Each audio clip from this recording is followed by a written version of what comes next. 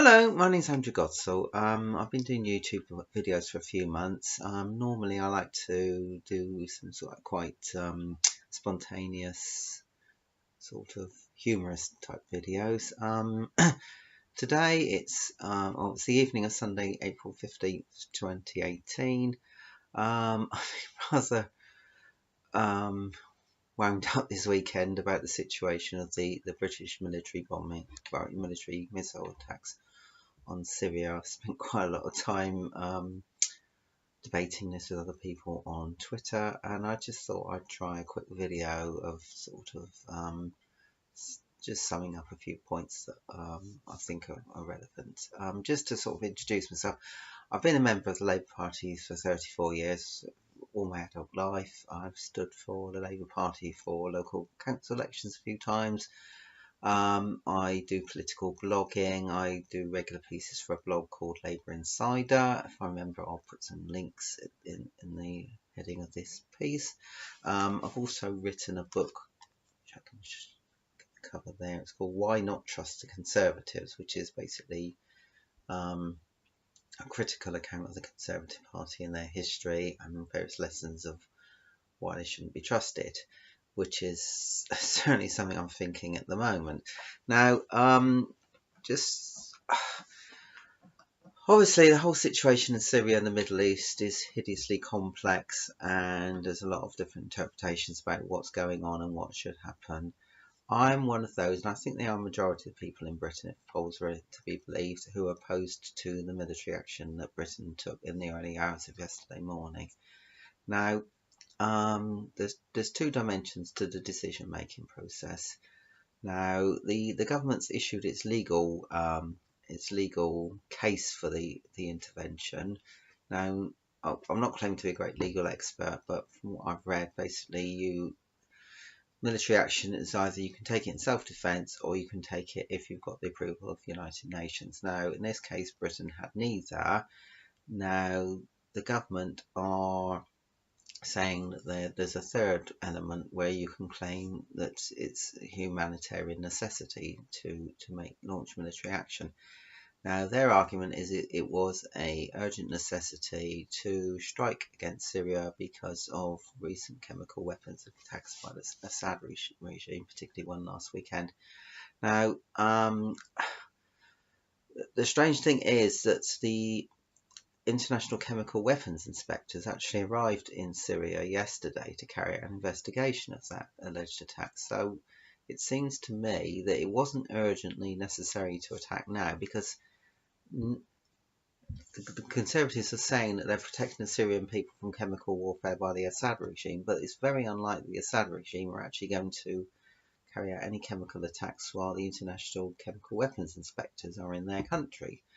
Also, if the government of Theresa May thought it was really necessary to try this attack, well, surely it would make a lot more sense to go to the United Nations and get a resolution approving attacks, which has happened in previous Western interventions in the Middle East. The other dimension to this is that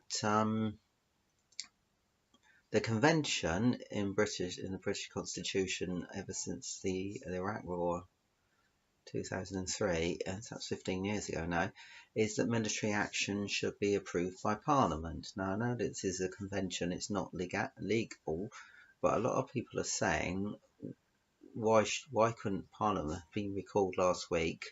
The government knew basically, I think it was Tuesday last week, that Donald Trump announced that there was going to be military strikes.